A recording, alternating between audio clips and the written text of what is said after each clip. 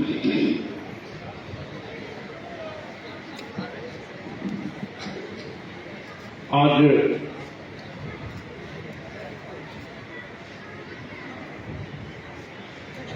प्रियदर्शी सम्राट अशोक महान जयंती समारोह में कार्यक्रम की अध्यक्षता कर रहे सम्राट अशोक क्लब भारत शाखा के अध्यक्ष, कानपुर शाखा के अध्यक्ष श्री विश्वनाथ सिंह जी, आपको संबोधित कर चुके हैं अंतर्राष्ट्रीय बोर्ड सौर संस्थान के प्रोफेसर डॉक्टर कुसुम खेरो जी। अभी अभी आपके बीच में संबोधित कर रहे थे सम्राट अशोक क्लब के राष्ट्रीय प्रवक्ता और आज के इस कार्यक्रम के मुख्य वक्ता डॉक्टर सच्चिदानंद मौर्य जी। हम सबके बीच में संबोधित कर चुके हैं उत्तर प्रदेश सरकार में पूर्व मंत्री रह चुके डॉक्टर राम आश्रय कुशवाहा जी, साथ ही साथ हमारे बीच में विराजमान विशिष्ट अतिथि के रूप में माननीय डॉक्टर आर के कुशवाहा जी, माननीय के.वी. सिंह जी, और कार्यक्रम का बहुत ही सफल संचालन कर रहे भाई राजीव सिंह जी एवं अनिल कुमार जी, साथ ही साथ यहाँ पर उपस्थित हमारे बहुत से सम्मानित साथी उपस्थित हैं। भाई शिव कुशवाहा जी, ध्यान सिंह कुशवाहा जी, हमारे जिला अध्यक्ष कानपुर ग्रामीण के श्री रामदास कुशवाहा जी, कई बार सदस्य जिला पंचायत रहे रही सुरजीत सिंह कुशवाहा जी, दीपू कुशवाहा जी, प्रशांत कुशवाहा जी,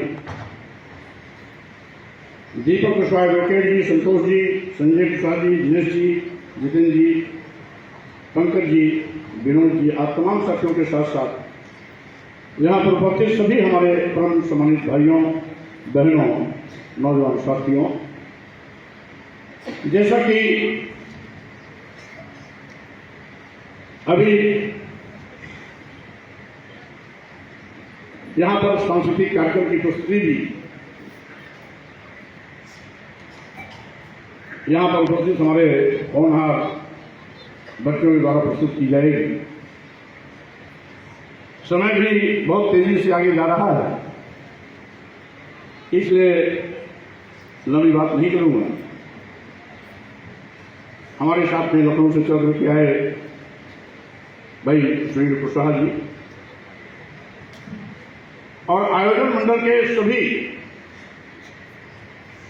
सम्मानित पदाधिकारी साथियों तथा जो अभी पत्रिका विमोचन हुई है उसके प्रधान संपादक सहित संपादक मंडल के सभी सम्मानित साथीगण,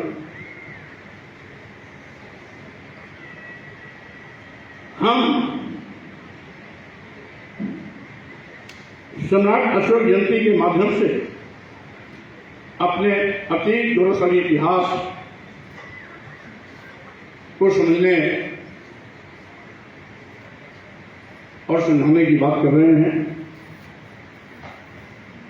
साथियों, आप जानते हैं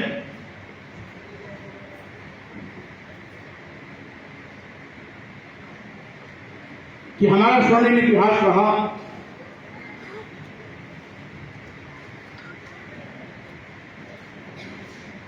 विश्व विजेता को हरा करके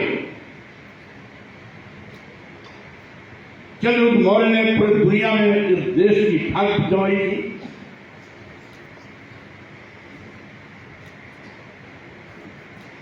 सम्राट अशोक महान पहले ऐसे विश्व के शासक थे जिनको महान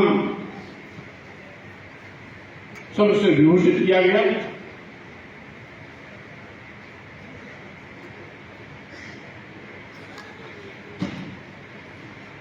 जैसा कि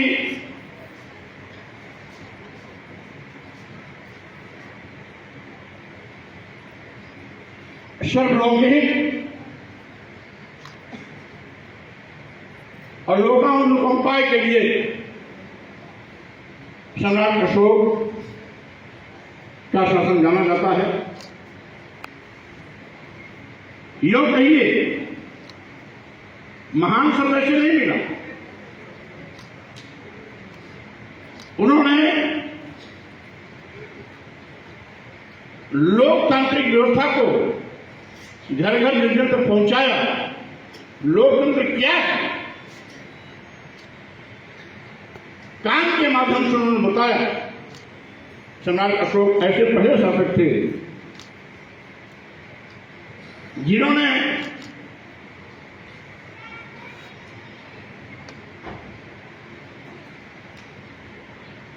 लोगों के सुविधा को ध्यान रखते हुए सड़कों के किनारे वृक्षारोपण करवाया। आज भी उसकी परंपरा चली आ रही है, लेकिन इसकी शुरुआत सम्राट अशोक ने किया। उस समय जगह जगह कुएं खुदवाए, जानवरों के लिए तालाब खुदवाए, जानवरों के लिए अस्पताल बनवाए, यहां तक कि जगह जगह पौषाले की व्यवस्था कराई। और यही नहीं, सम्राट अशोक ने तो यहां कह दिया था कि लोक कल्याण के लिए लोगों के लिए कभी भी मैं भोजनागार में हूं, शयनागार में हूं, अल्पावास में हूं, कहीं भी हो, लोगों की एक कोई समस्या है तो हमारे मंत्री कभी भी किसी भी वक्त हमारे संज्ञान में उसे दे सकते हैं। लेकिन आज जिसके शासन की हनक पर दुनिया में रही हो, भारत में सत्ता में बैठे हुए लोग भूल करके भी सम्राट अशोक का नाम नहीं लेंगे, सम्राट चंद्रगुप्त मौर्य का नाम नहीं लेंगे।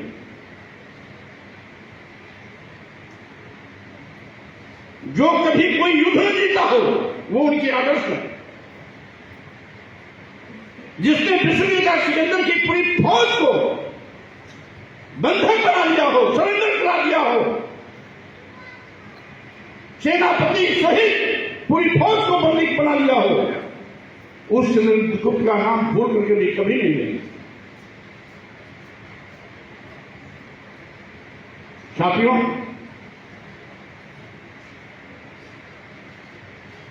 वो तो इतिहास भी गायब कर देते। अगर यहां पर विदेशी लोगों का आगमन नहीं हुआ होता, अंग्रेजी हुकूमत नहीं होती, विदेशी लेखक और विदेशी टूरिस्ट यहां नहीं आए होते, तो शायद हमारा इतिहास भी खत्म कर दिया गया होता।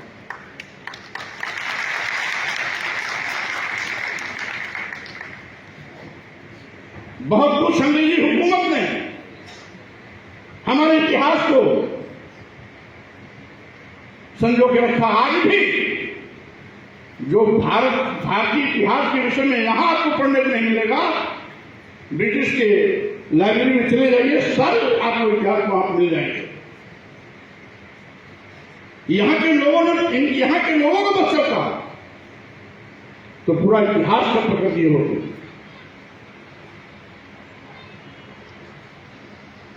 साथियों,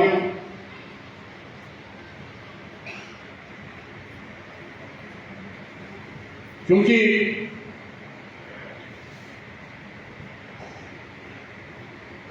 सम्राट अशोक के विषय में सब जानते हैं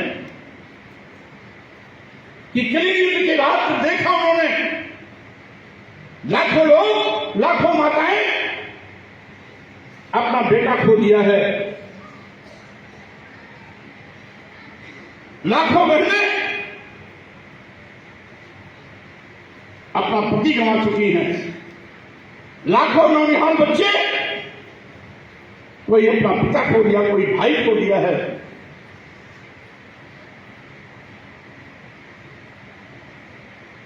तो उनका मन करुणा से भर गया और इसीलिए उन्होंने बुद्ध के रास्ते को चुना, तथागत बुद्ध के दर्शन पर चलने का संकल्प लिया।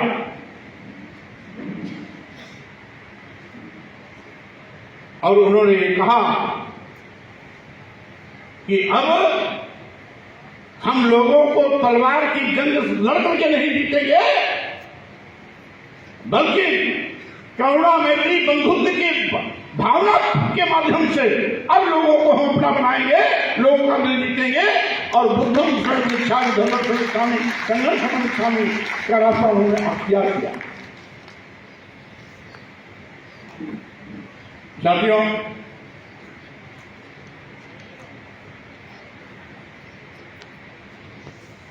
यूं तो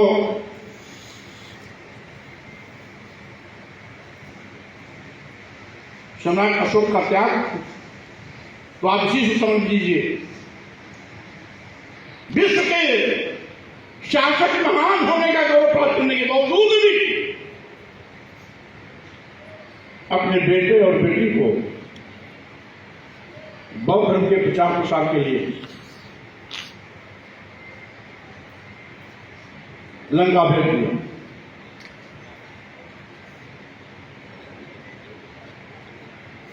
ये धर्म के प्रति उनका समर्पण, बुद्ध के दर्शन के प्रति उनका समर्पण, अरे सम्राट अशोक की ही देन है।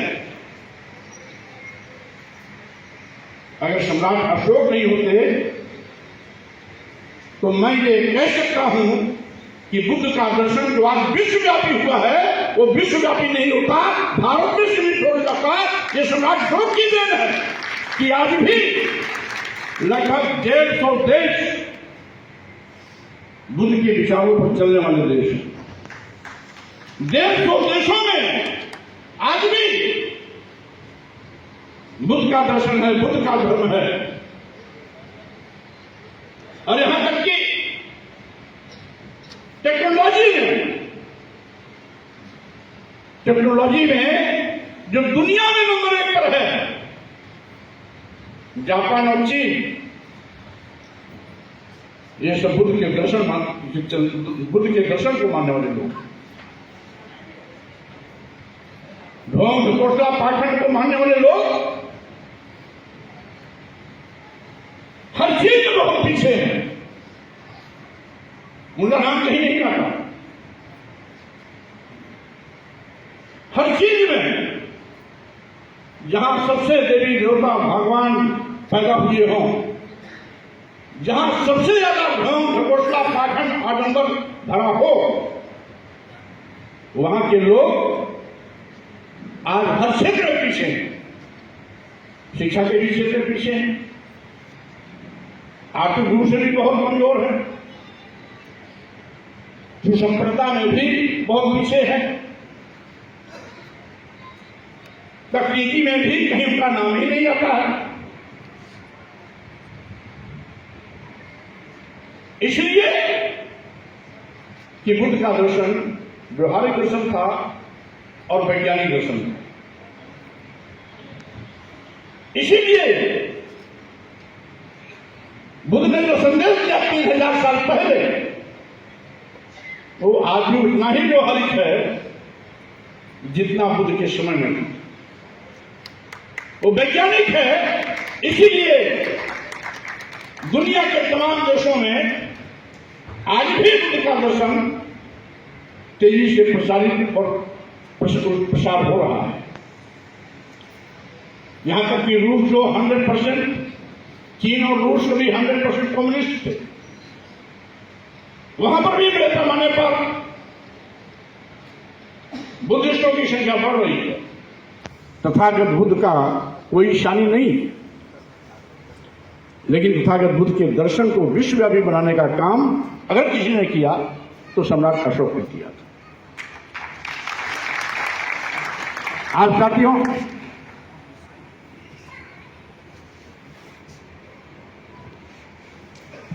क्योंकि इतिहास इस बात का गवाह है कि सम्राट अशोक के जमाने में लोगों के घरों में ताला नहीं लगता।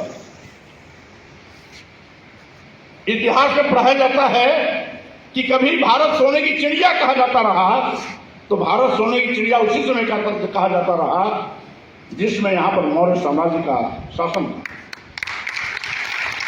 सम्राट अशोक के जमाने में भी लोगों घरों में ताला नहीं लगता था, सुख समृद्धि थी। और इतिहास में यही पढ़ा जाता था कि पहले इस देश में दूध दही की नदियां बहती थी। दूध दही की नदियां बहने का मतलब संपन्नता थी, सभी प्रकार की सुविधाएं थी। वो शासन था सम्राट अशोक का।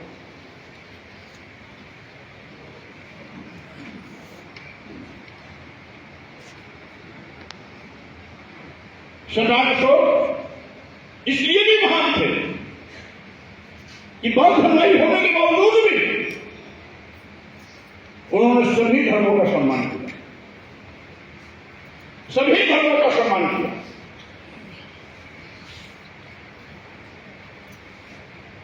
जबकि स्वयं बौद्ध धर्म अनुयायी थे और इतने बड़े अनुयायी थे कि अपने बेटे और बेटी को बौद्ध धर्म के प्रचार के लिए सिंगलदीप भेज दिया, लंका भेज दिया। लेकिन वो अन्य धर्मों का उतना ही सम्मान करते थे जितना कि बौद्ध धर्म का सम्मान करते थे। यहां तक कि इतिहासकार डॉक्टर ऋषि और डॉक्टर राधा कुमार मुखर्जी ने कहा कि बौद्ध धर्म में यकीन होने के बावजूद भी उनका धम्म केवल बुद्ध तक सीमित नहीं था, बल्कि सार्वकालिक था, सार्वभौमिक था और सार्वजनिक धर्म के रूप में उसकी पहचान थी।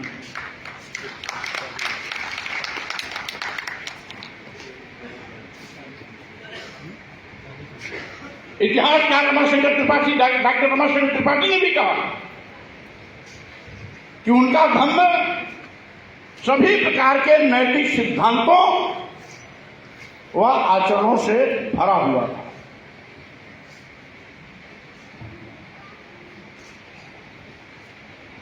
और उनका जो, जैसा कि कहा अभी हमारे समय डॉक्टर साहब ने कहा कि लोक कल्याण के लिए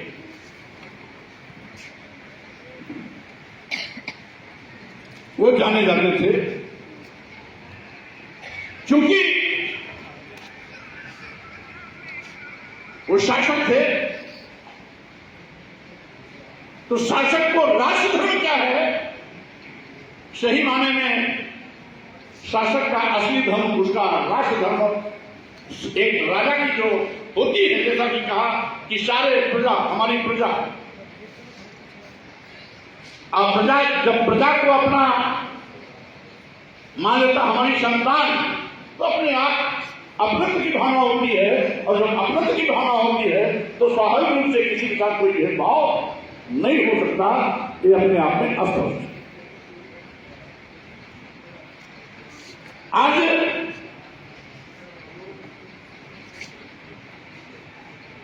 इतिहास को लाख मिटाने की कोशिश करने के बावजूद भी हमारा अतीत गौरवशाली इतिहास आज भी सफर भारी है।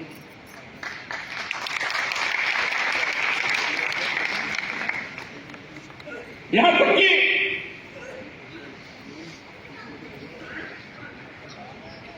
न केवल हमारे बौद्ध साहित्य को खत्म किया गया, सम्राट अशोक के इतिहास से गायब करने की कोशिश की गई।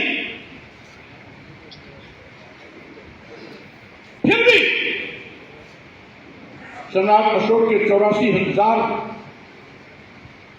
जो उन्होंने स्तूप बनवाए थे,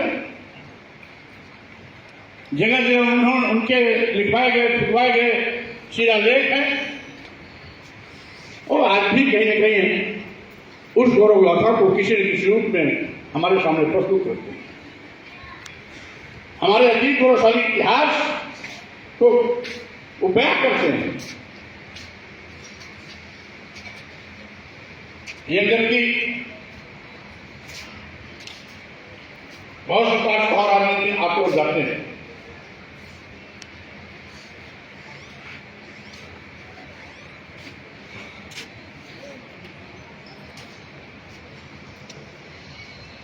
और यहां तक कि तमाम लोगों को कपोलकल्पित धर्म ग्रंथ लिख करके अपने को सर्वोपरि बनाने की कोशिश की, लेकिन फिर भी हमारे अतीत गौरवशाली इतिहास के सामने वो कहीं ठहरते नहीं। इतिहास को तोड़ा मरोड़ा, सम्राट अशोक के बनाए गए स्तूपों को अपने तौर तरीके से अपने धर्म में विलीन कर अतीत इतिहास को मिटाने की कोशिश की। डॉक्टर सच्चिदानंद से मैं बताना चाहता हूं, एक बार मैं दिलदार नगर गया खारगा जी को, और वहां से मैं लौट रहा था, तो आपका जो अशोक स्तंभ है, तो उसको देखने के लिए मैं वहां रुका 10 मिनट तक। वहां कुछ लोग आए, गांव के आसपास के लोग, उसमें सम्राट अशोक क्लब पैदा हुआ, पैदा हो गया, काम करना शुरू कर दिया। हमने पूछा, भाई ये क्या है? तो ये उसको बताता था, उसको पहले वो है तो लाख से नचिया हुआ, लेकिन उस पर नचिया बोलते हैं। हाँ,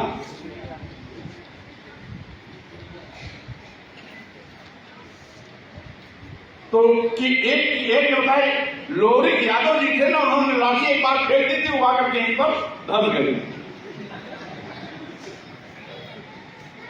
आपको किसी ने बताया नहीं, बताया लेकिन हमको बताया है। हाँ, कहा कि लोरिक यादव ने लाठी अपनी फेंकी और यही आकर के वो धमनी ठहर गई। तो मैं मुस्कुराया, काफी देर तक वहां मैं देखा। एक या 2 महोत्सव तब तक आपका हो ही चुका था जब मैं गया।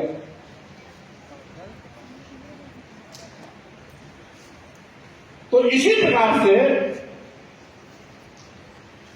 अशोक की लाट को जब लाट टूट गई तो किसी ने कह दिया ये शिवलिंग है, किसी ने कह दिया लोरिक की लाठी है। तरह तरह की किंवदंती बना करके हमारे इतिहास को झुकाने की कोशिश की। हमने पूरी इतिहास पढ़कर के तमाम चीजें की खोजी और इन्हीं मनवादी इतिहासकारों के द्वारा लिखी गई किताबों से खोजा कि बद्रीनाथ, केदारनाथ, जगन्नाथपुरी, रामेश्वरम, तिरुपति बालाजी का मंदिर, ये सब पहले बौद्ध मठ थे। ये सब पहले बौद्ध मठ थे। ऐतिहासिक साक्ष्यों के साथ जब मैंने इस बात को रखी तो सारे मनवादियों की जुबान बंद हो गई। मेरी बात पर कोई काट नहीं कर सका। और हड़पते कैसे? अभी महाबोधि विहार का जहां पर बुद्ध को ज्ञान प्राप्त हुआ था, जिस बुद्ध विहार को सम्राट अशोक ने बनवाया था, उस बुद्ध विहार को हटाने की नियत से उसने हिंदू पंडित पुजारियों को उछेड़ दिया।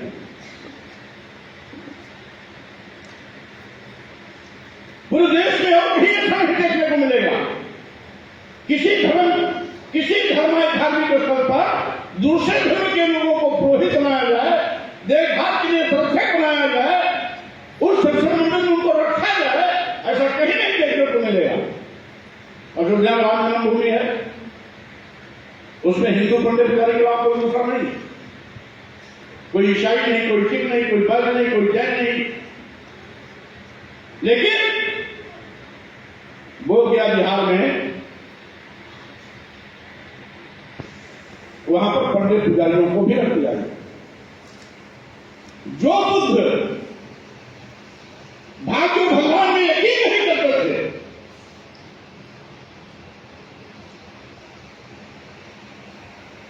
वहां के हिंदू पंडित पुजारी बुद्ध को शंकर भगवान कह करके वहां पूजा करते, आरती उतारते। ये क्या है? यही हटने की नीति। सत्ता शासन का संरक्षण हो तो कुछ भी लोग कर सकते हैं, ये इनकी संस्कृति नहीं है। हमारी संस्कृति सब धर्म का सम्मान करने की नहीं है। और कुछ ऐसे लोग हैं जो दूसरों की संस्कृति, दूसरे के धर्म को चोरी कर अपना बताने अपनी शान समझते हैं। साथियों, आज खुशी है और सम्राट अशोक क्लब की उसमें बहुत अहम भूमिका है। उन्होंने इस क्लब के माध्यम से जो सामाजिक चेतना पैदा की, इसी का नतीजा है आज पूरे देश में सम्राट अशोक जयंती की बहार।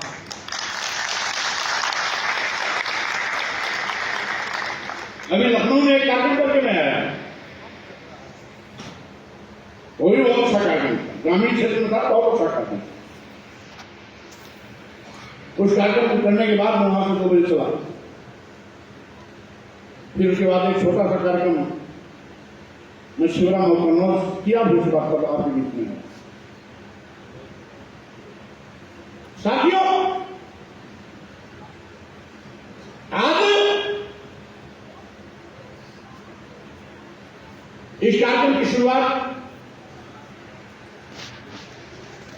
संविधान की उद्देशिका के साथ की गई,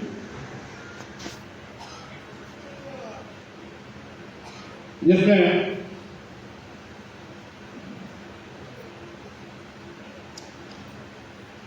सामाजिक, राजनीतिक, धार्मिक उपासना आजादी की स्वतंत्रता की बात की गई। लेकिन हो क्या रहा?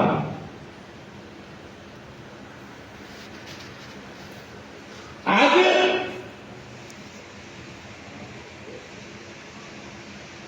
सत्ता में बैठे हुए लोग धार्मिक उन्माद के माध्यम से सीधे अकेले की बात बनाने को लगे। उनका राजधर्म क्या है, इसे कोई मतलब नहीं, क्योंकि समाज छोड़ के इतिहास को जानते नहीं और न समझने की कोशिश करना चाहते हैं, जानने की कोशिश करना करते हैं। आज आवश्यकता है 27,000 स्कूल यूपी में बंद हुए, प्राथमिक विद्यालय 4 महीना पर। शिक्षा इतनी महंगी कर दे रहे हैं कि गांव, गरीब, मजदूर, किसान का बेटा बेटी उच्च शिक्षा ले ही नहीं पा रही। जातीय धार्मिक भेदभाव इस तरीके से सिर पकड़ के बोल रहा है कि अभी डॉक्टर साहब आपके पड़ोस में बीएसयू का मामला, एक फटीक समाज का लड़का 7 बार नेट लगातार क्वालिफाई किया,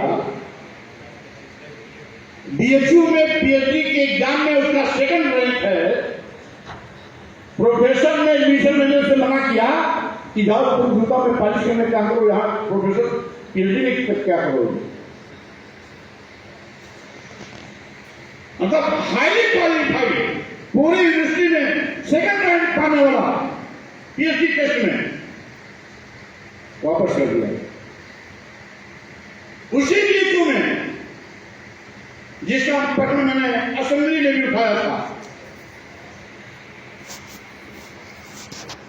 इंजीनियरिंग पोस्ट ग्रेजुएशन में 8 बच्चों का दाखिला होना था, 8 सीटें मात्र थी, उसमें एक भी एससी एसटी नहीं था, 8 में केवल एक बैकवर्ड लड़का था प्रजापति समाज का, मेरिट में 5वें नंबर पर था।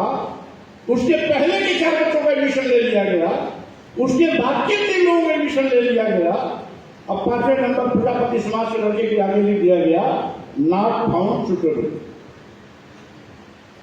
नॉट फाउंड सुटेबल एक फैशन चल गया। एससी एसटी ओबीसी माइनॉरिटीज के लोगों के साथ भेदभाव करने का सरकार ने एक बहाना निकाला, नॉट फाउंड सुटेबल। अभी 1 महीना पहले दिल्ली का रिजल्ट आया जिसमें एससी एसटी ओबीसी क्या यानी आरक्षितों के जितने लोग थे, इंटरव्यू के बाद उन्होंने बताया कि सबके आगे लिखा था एनएफएस, और ईडब्ल्यूएस को जिसको 10% आरक्षण मिलना चाहिए था, उस नौकरी में उनको 45% जगहों पर पोस्टिंग मिली।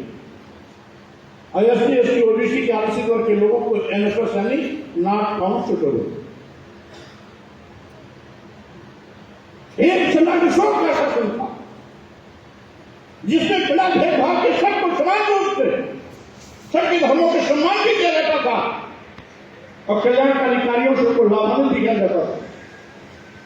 आज ऐसे भी लोग हैं जो सत्ता में बैठने के बाद दुश्मनी निकालते हैं। कहने के लिए हमारा संविधान धर्मनिरपेक्ष है, धर्मनिरपेक्ष का स्वरूप है, सेकुलर है, लेकिन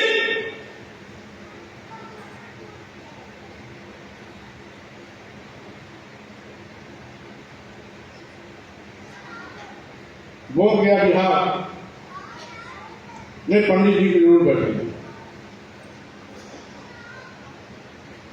हमारा संविधान कहता हमारा सेकुलर है, लेकिन संविधान की कसम खाने वाले लोग कभी हिंदू मुस्लिम, कभी मस्जिद में मंदिर, कभी औरंगजेब और कभी बाबर का हवाला देकर के लोगों को ध्यान भटकाने की कोशिश करते हैं और अपनी स्पर्धाओं को छुपाने के लिए हमें गुमराह करते हैं। आपको याद होगा भारतीय संविधान निर्माता बाबा साहब डॉक्टर अम्बेडकर दुनिया के सबसे बड़े विद्वान थे। सबसे बड़े विद्वान होने के गौरव प्राप्त करने के बाद भारत में आते हैं, कदम कदम पर कोई जाति अपमान करोगे तो पीने पड़ते। अपमान सहते सहते जब आदि हो गए, परेशान हो गए, तुमको कहना पड़ा कि मैं हिंदू धर्म में पैदा हो गया, ये मेरे बस में नहीं था, लेकिन मैं हिंदू होकर नहीं बनूंगा, ये मेरे बस में है। और इसीलिए 1956 में नागपुर की दीक्षा भूमि पर लाखों लोगों के साथ बहुत धैर्य करके उन्होंने बताया कि बहुजन समाज के लोगों, तुम्हारे कल्याण का रास्ता बुद्ध के रास्ते पर जाता है, बुद्ध के दर्शन की ओर जाता है। तो डॉक्टर अम्बेडकर का अकेले बहुत दीक्षा समारोह नहीं था, वो बहुत दीक्षा समारोह के माध्यम से आने वाली पीढ़ी के लिए एक संदेश था। ये संदेश उनके लिए था जो हिंदू के नाम पर शोषण के शिकार होते हैं, हिंदू के नाम पर जातीय अपमान के शिकार होते हैं, हिंदू के नाम पर जिनकी मेधा प्रतिभा को खत्म कर दिया जाता है, प्रतिभाशाली होने के बावजूद भी अपमानित किए जाते हैं। डॉक्टर अम्बेडकर के साथ में हुआ। और ये होना अपना ये क्या समझते हैं ठेकेदार, जिसका मैंने पहले भी कहा,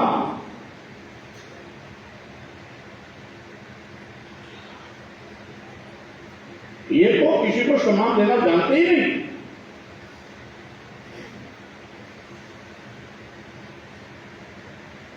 इस देश की महिलाओं, इस देश की महिलाएं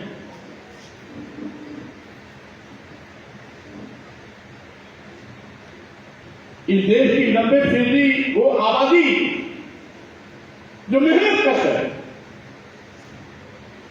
उसको वो धर्म के नाम पर अपमानित करने के लिए चाहिए लाइसेंस देते हैं। ढोल गंवार शूद पशुनारी शकल करना कहता है। ढोल गंवार शूद पशुनारी, शूद और नारी, नारी में समग्र नारी है, यही इनकी स्थिति है। और हम नीच बनने के चक्कर में, मतलब नीच इस व्यवस्था में जो भी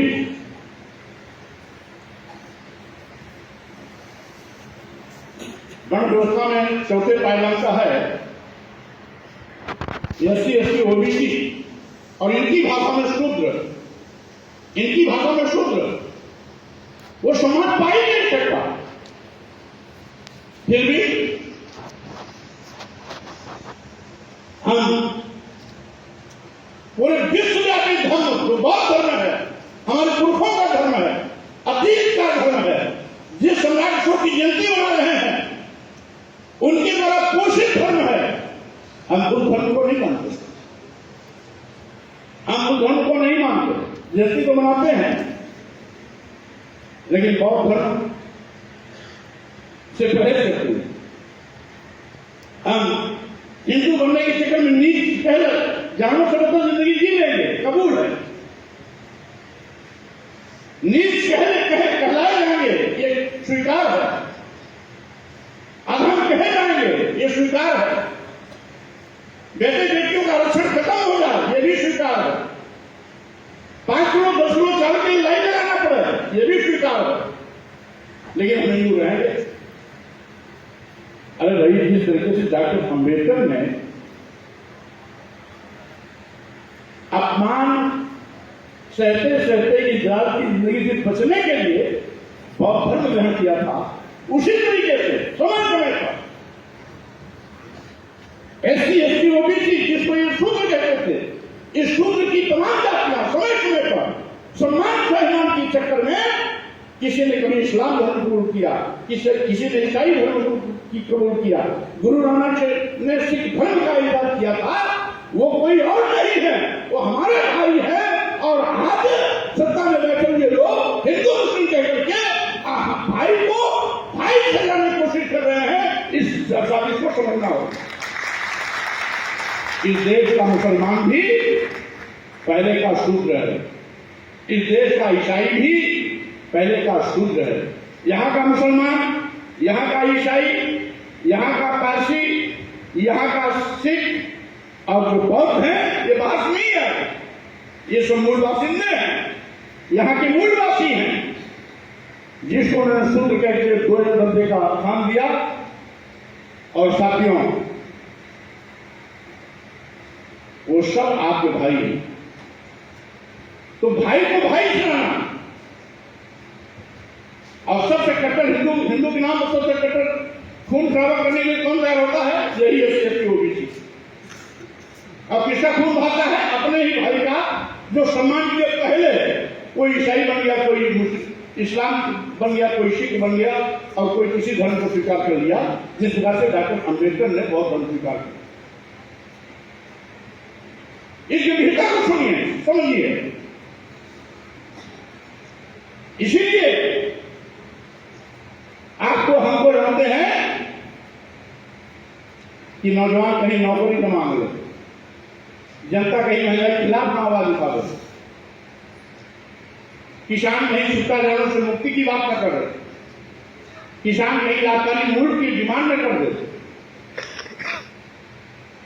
मरीज कहीं अस्पतालों में निःशुल्क दवा की मांग न कर रहे, महंगी शिक्षा का कहीं आम विरोध न हो रहा है, आरक्षण खत्म हो रहा है, कहीं आरक्षण संविधान बचाने के नाम पर कहीं आरक्षण के लिए लोग लड़ाई में लड़ने लगे। ये जो भेदभाव हो रहा है बड़े पैमाने पर आए गए SC ST OBC के लोगों को काटा जा रहा है, मारा जा रहा है, नित्य प्रति ऐसी घटनाएं होती हैं जिसमें SC ST OBC के नौजवानों की हत्या हो रही है, बहन बेटियां बलात्कार शिकार हो रही है, फर्जी मुकदमे दर्ज कराए जा रहे हैं। इसके खिलाफ कोई आवाज न उठा दे, इसलिए समय समय पर आपको ये साजिश के तहत ऐसे शिगुफे में फंसाते हैं कि आप बिना कुछ सोचे समझे हिंदू के नाम पर लड़ने के लिए तैयार करते हैं। किससे? आपसे ही बात। सावधान हो, सजग हो। अगर बुद्ध की बात करते हो तो बुद्ध ने करुणा मैत्री बंधुत्व का संदेश दिया। सम्राट अशोक की बात करते हो तो उन्होंने कल्याणकारी कार्यों से सबको लाभान्वित किया। केवल इंसानों को ही नहीं, जानवरों को, पक्षियों को भी के लिए भी उन्होंने सुधार बनवाए, तालाब खुदवाए पानी पीने के लिए। अगर लोगों के लिए कुआं खुदवाए तो जानवरों के लिए जगह जगह तालाब खुदवाए। अगर लोगों को पानी पिलाने के लिए व्यवस्था की गई तो जगह जगह पर उनके लिए भी पक्की हौद बनाकर उसमें पानी भर के जानवरों को भी पिलाया जाता, पक्षियों को भी किया जाता। एक वो कल्याणकारी शासन था और आगे भेदभाव पूर्ण का शासन है। लेकिन सत्ता में बैठे हुए लोग इस देश में बुद्ध का नाम भूल के नहीं लेंगे और जब बाहर जाएंगे तो बुद्ध की बात करेंगे। भारत में रहेंगे तो बुद्ध की बात एक बार भी नहीं करेंगे। संयुक्त राष्ट्र संघ की बैठक में जाएंगे, आतंकवाद के खिलाफ लड़ाई की बात होगी तो वहां पर हमारे प्रधानमंत्री कहेंगे हम उस भारत से आए हैं जहां भगवान बुद्ध पैदा हुए और जहां बुद्ध है वहां युद्ध नहीं है। वो बाहर करेंगे न चाहते हुए भी, न चाहते हुए भी वो बुद्ध को स्वीकार करेंगे, लेकिन भारत में रहेंगे तो उनकी जुबान से कोई बुद्ध नहीं निकलेगा। दुनिया में सम्राट अशोक का इतिहास जाना जाता है, चंद्रगुप्त मौर्य का इतिहास जाना जाता है, मौर्य साम्राज्य का इतिहास जाना जाता है। भारत की पहचान बुद्ध से है। लेकिन भारत में सत्तानशील लोग इतने धर्म भीरू हैं, संगीत सोच के हैं, गंदी मानसिकता के हैं कि अपने अति गौरवशाली इतिहास को भी स्वीकार करने से परहेज करते हैं। साथियों, हम क्यों जयंती मना रहे हैं, बड़ी बात नहीं। हमें कोई ना कोई सबक नहीं जाना चाहिए। परिवर्तन कभी भी हो सकता है। आखिर डॉक्टर अम्बेडकर ने मरने के पहले बुद्ध बौद्ध धर्म ग्रहण किया कि नहीं किया? वो कोई अरे गरे नब्बू खरे नहीं थे। दुनिया के सबसे बड़े विद्वान थे, दुनिया के अपने टाइम में दुनिया के जो 6 बड़े विद्वान थे उसमें से एक थे।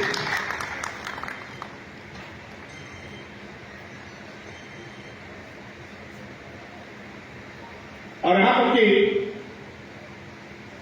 डॉक्टर अम्बेडकर रहे हैं, मानव काशी राम जी रहे हैं, सामाजिक परिवर्तन के जितने भी यहां पर पुरोधा पैदा हुए, ज्योतिबा फुले जी, छत्रपति शिवाजी महाराज, सावित्रीबाई फुले जी, भाजपा से बाबा साहब डॉक्टर अम्बेडकर, पेरियार स्वामी नायक, नारायण गुरु, संत गाड़गे, आपके कानपुर के ही राम सुब्रमा जी, पेरियार अजय सिंह यादव जी, बिहार के लेनिन कहे जाने वाले शहीद बाबू जगदेव कुशवाहा जी और मनोहर काशीराम जी, इन सबका सपना था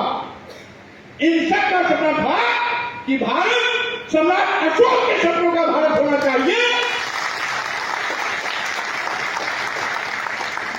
मैं डॉक्टर अम्बेडकर को देखा नहीं था, लेकिन मानव काशीराम जी के साथ काम किया। इलाहाबाद सिविल लाइन एल्चिको होटल में एक बार प्रेस कॉन्फ्रेंस थी, मैं भी मौजूद था। पत्रकारों ने पूछा, बार पूछा कि काशीराम जी आप किस सामाजिक परिवर्तन की बात करते हो, कौन से भारत निर्माण की बात करते हो? तो कई बार जब पूछा तो मानव काशीराम ने धीरे से बोल दिया, मैं सम्राट अशोक के सपनों का भारत बनाना चाहता हूं, मेरा भारत सम्राट अशोक के सपनों का भारत बनना चाहता हूं।